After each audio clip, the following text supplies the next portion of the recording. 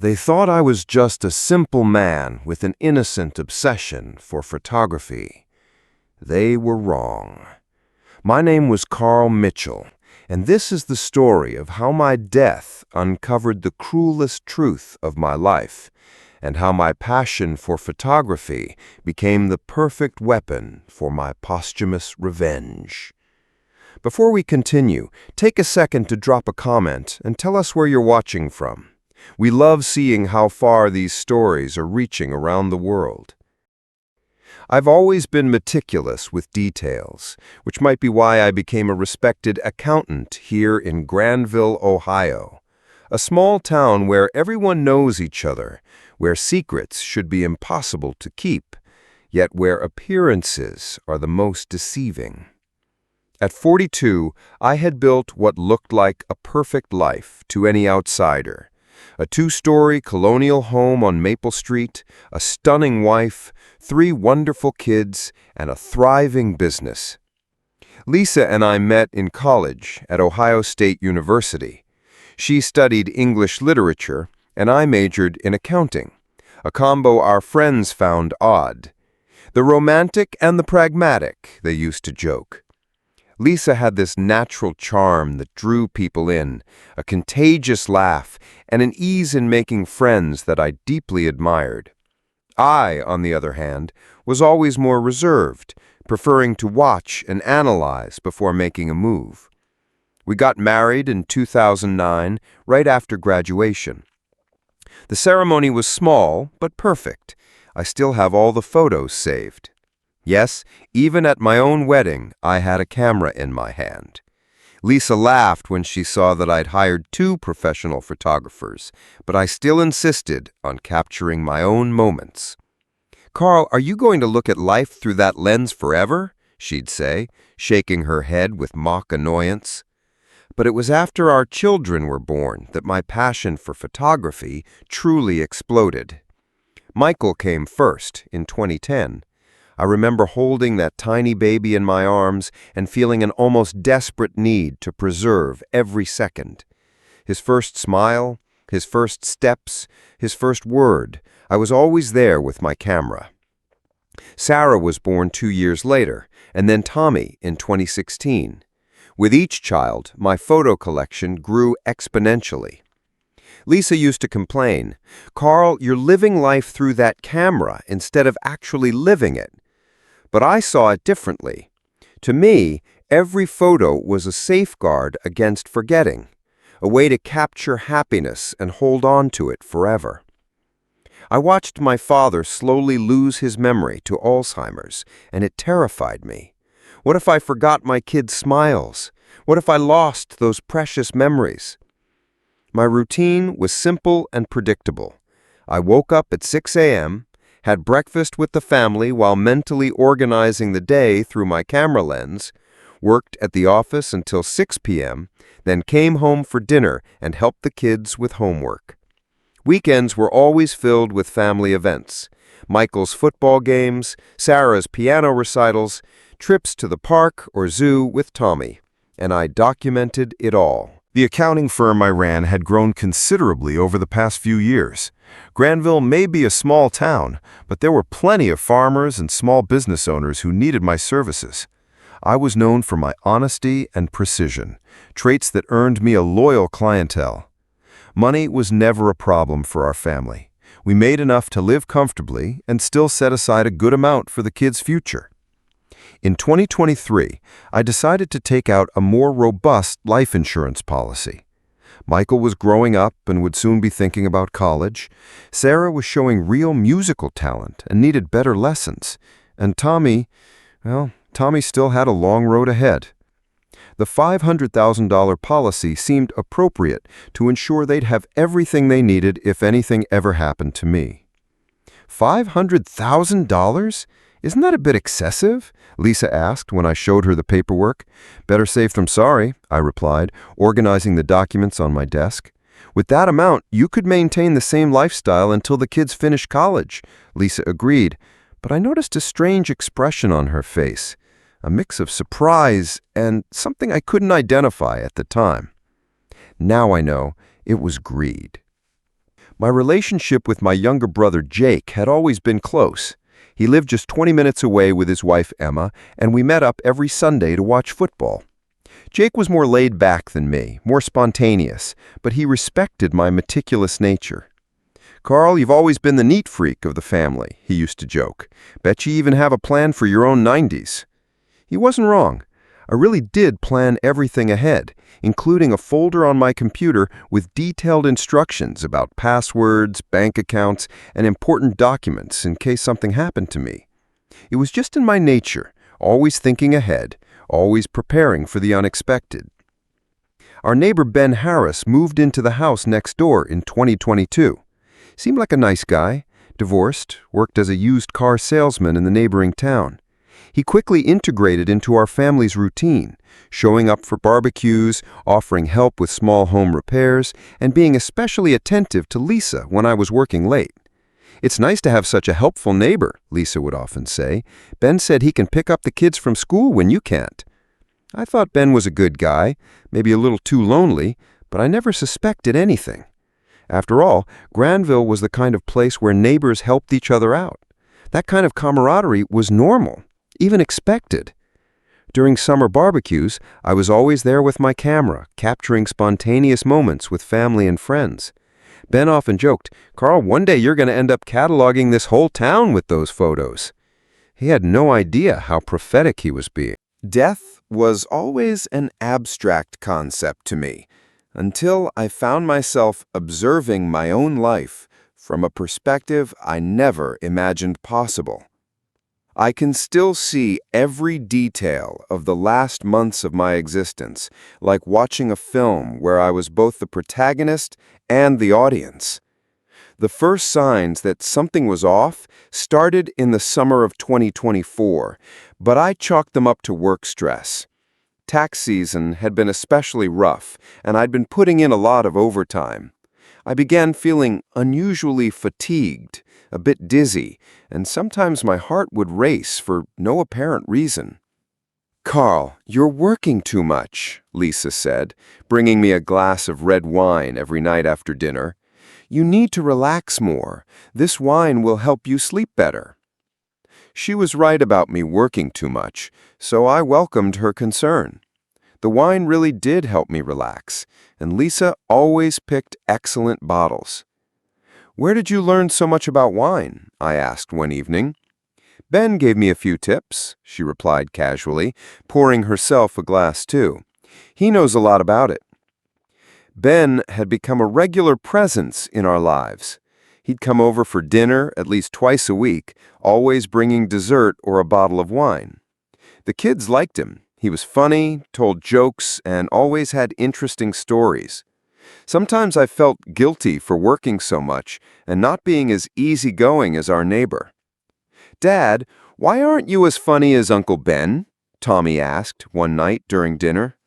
"Tommy," Lisa quickly scolded him, "your father is very special just the way he is." But the question stuck with me. Was I becoming a distant father? Was my obsession with work and photography pulling me away from the family I loved so much? To make up for it, I started planning more family activities on weekends. Picnics in the park, visits to the Columbus Zoo, afternoons at Buckeye Lake Beach. And of course, I documented everything meticulously. My photo collection had grown to over 50,000 images stored on my phone and computer, all organized by date and event. It was during one of these family outings in early September that something strange happened.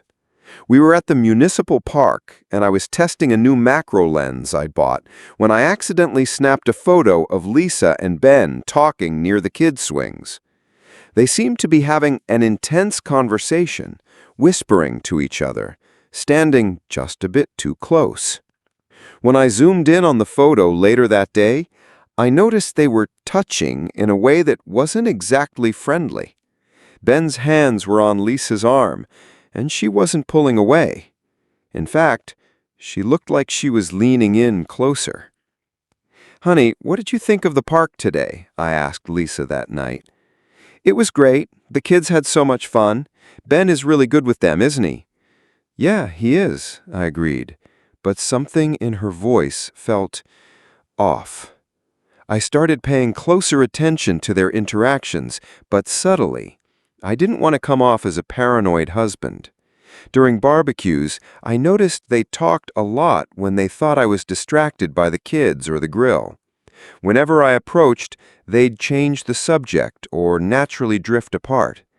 My camera started catching those interactions without me even trying. It was like my subconscious was guiding my hands to capture moments my conscious mind wasn't ready to admit looked suspicious. By late September, my physical symptoms had worsened. The dizziness became more frequent, and I sometimes felt unexplained nausea. I considered seeing a doctor, but Lisa always downplayed my symptoms. "It's just nerves, Carl. You've always been anxious," she'd say, massaging my shoulders. "How about we up it to 2 glasses of wine a night? That'll help you relax more." I wasn't thrilled about drinking more, but Lisa insisted it would help my blood pressure. "Ben says red wine is excellent for the heart," she would always add. Ben and his health advice. Funny how he always had something to say about my well-being. It was in early October that I captured the photo that would change everything, though I didn't know it at the time. It was a Saturday afternoon, and we were having one of our usual barbecues.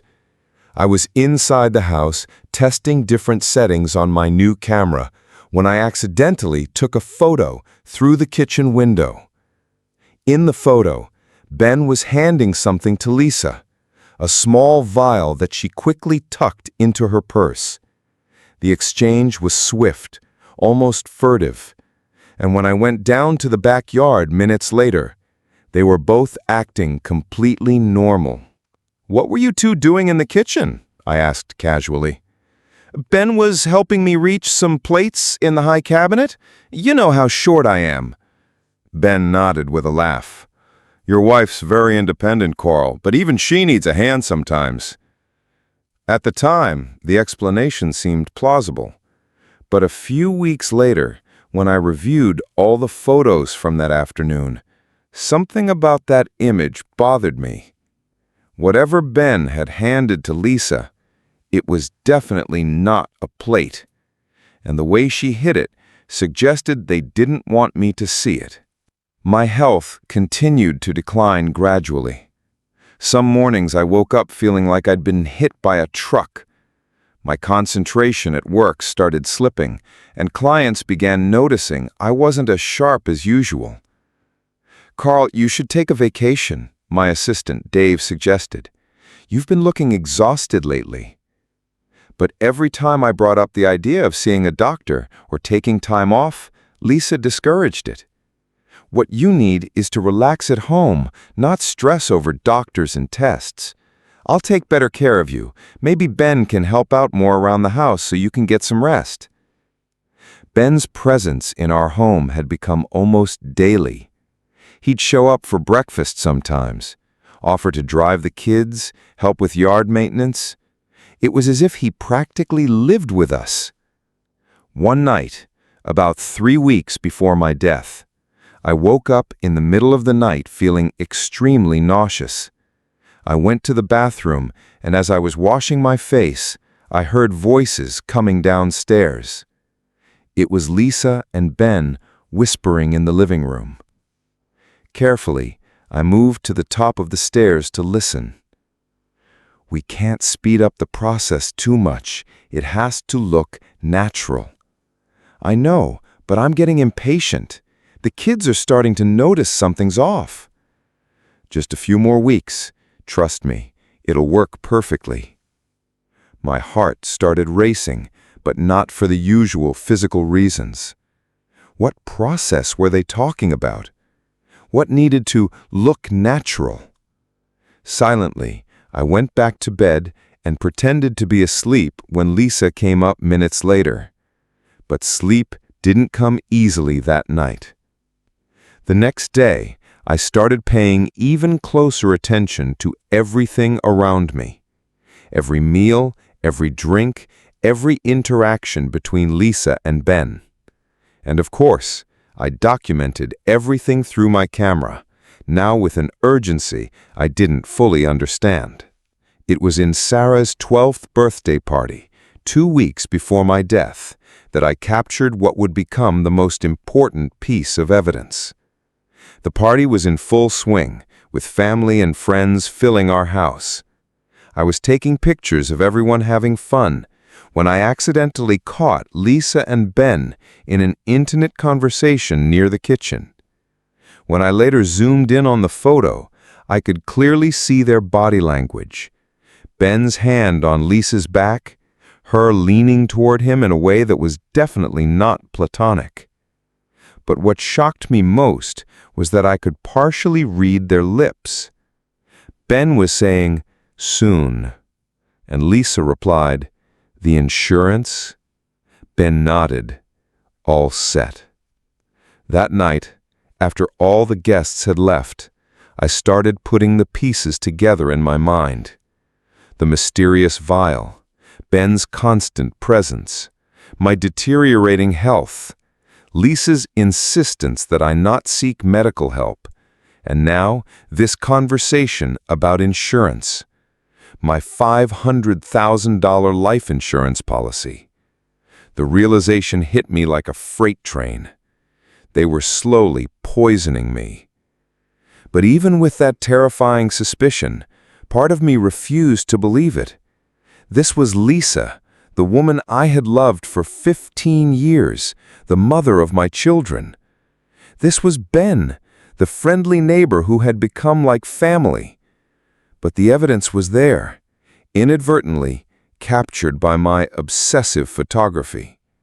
Every suspicious moment, every strange interaction, every piece of their plan, I had documented it all without even realizing it. The morning of October 23, 2024, started like any other, except I felt particularly weak. Lisa made breakfast, scrambled eggs, bacon, and fresh orange juice that she insisted I drink. "For your vitamin C," she said with that smile that once melted me with love. The kids were getting ready for school and the usual morning routine carried on. Michael was worried about a math test. Sarah was excited for an upcoming recital, and Tommy was being his usual energetic self. I snapped a photo of them eating breakfast, not knowing it would be the last time I'd ever see my children alive. "Dad, are you okay?" Michael asked, noticing I looked paler than usual. "Just tired, kiddo. I'll rest today." After the kids left for school, Lisa started cleaning the kitchen while I went to my home office to work. But focusing was impossible. My vision was blurry and my heart was beating irregularly. Around 10 a.m., I began to feel severely nauseated. I called for Lisa, but my voice came out as a whisper. "Lisa," I managed to say when she appeared in the doorway. "Carl, what's wrong?" She rushed over, but I could swear I saw something in her eyes that wasn't just concern. It looked almost like anticipation. I think I need to go to the hospital," I whispered. "Let me call Ben," she said quickly. "He's right next door. He can help get you to the car." Why Ben? I thought. Why not just call 911? But before I could protest, the darkness began to close in around my vision. My heart was beating erratically, and then suddenly, it stopped. The last thing I saw was Lisa's face hovering over me, and the last thing I heard was her voice. "Finally. Finally." Not "hold on, Carl," or "you're gonna be okay." Just "finally." And then I was gone. But death, I discovered, is not quite what people expect. I didn't see bright lights or hear angelic choirs. Instead, I found myself in a state where I could observe everything that was happening, like watching a movie in which I had once been the main character. I watched Lisa call 911, but not right away. First, she called Ben. "It's done," she whispered on the phone. "Are you sure?" Ben's voice was barely audible. "Completely. We need to wait exactly 10 minutes before calling 911. We discussed this." 10 minutes. They waited a full 10 minutes before calling for help, ensuring there was no chance of resuscitation. They had planned even this detail. When the paramedics arrived, Lisa's performance was Oscar-worthy.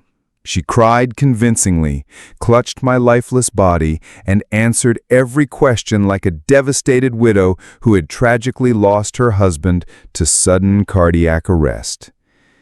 "He'd been working so much," she told the paramedics through fake tears. "I always told him to slow down, but he wouldn't listen. He was always so dedicated to the family." Ben showed up coincidentally, just as the ambulance was leaving. He hugged Lisa while she cried, comforting her in front of the neighbors who had gathered. What a thoughtful friend, they all thought. The following days were a blur of funeral arrangements, condolences, and casserole dishes from well-meaning neighbors. Lisa played her role to perfection, the loving widow who could barely stay strong for the sake of the kids. My children were devastated. Michael tried to be strong for his younger siblings. Sarah cried herself to sleep every night, and Tommy kept asking when Daddy was coming home. It broke what was left of my heart to see their genuine pain, knowing their mother was the one responsible for their anguish. Jake was just as heartbroken. My younger brother, who had admired me his whole life, was now the one planning my funeral. That was when my posthumous revenge began to unfold, though even I didn't realize it at first. "I want to make a memorial video using Carl's favorite photos," Jake told Lisa 3 days after my death. "He would have wanted that." "Of course," Lisa agreed, probably thinking that showing happy family memories would only strengthen her grieving widow act. Jake began going through the thousands of photos on my phone and computer. At first, he was just looking for beautiful family moments, birthdays, vacations, holidays. But Jake had always been detail-oriented, almost as much as I was. And something about a specific photo caught his attention. It was from Sarah's birthday party. An innocent photo of the family, all gathered in the living room, smiling for the camera. But when Jake looked more closely at the background, he saw Lisa and Ben in what appeared to be an intimate conversation near the kitchen. "That's odd," Jake murmured to himself, zooming in on the image. Their body language was definitely more than just friendly. Ben's hand was on Lisa's arm, and she was leaning toward him in a way that seemed romantic. Intrigued, Jake began to examine other recent photos more carefully. He found several where Lisa and Ben appeared to be having private moments that I had inadvertently captured. Each photo told a piece of a story that was becoming more and more disturbing.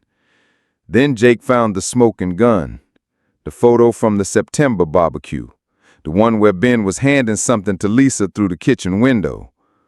"What the hell is this?" Jake whispered, enhancing the image on his computer. The object in Ben's hand was clearly a small bottle of vial. Lisa's gesture of quickly hiding it was unmistakable. This wasn't helping with plates.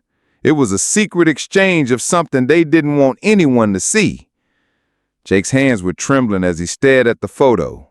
His brother, who had obsessively documented every moment of life, had inadvertently documented the plot to his own murder.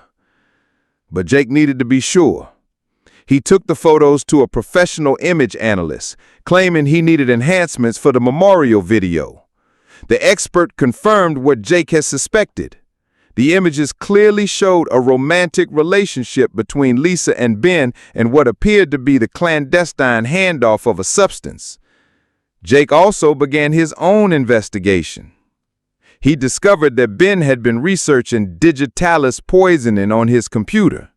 Digitalis, derived from foxglove plants, was a poison that could mimic heart attacks when administered in small doses over time.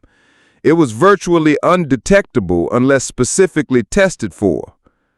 The final piece of the puzzle came when Jake found financial records showing that Ben had been making payments to a private investigator who had been monitoring my daily routines. They had been planning this for months, maybe even years. Jake compiled all the evidence and went straight to the police, bypassing Lisa entirely. Detective Sarah Rodriguez was skeptical at first. After all, I had been buried only 5 days earlier after what appeared to be a natural death. But when she saw the photos and heard Jake's analysis, she ordered an immediate exhumation and autopsy. "We need to test specifically for digitalis," Jake told the detective.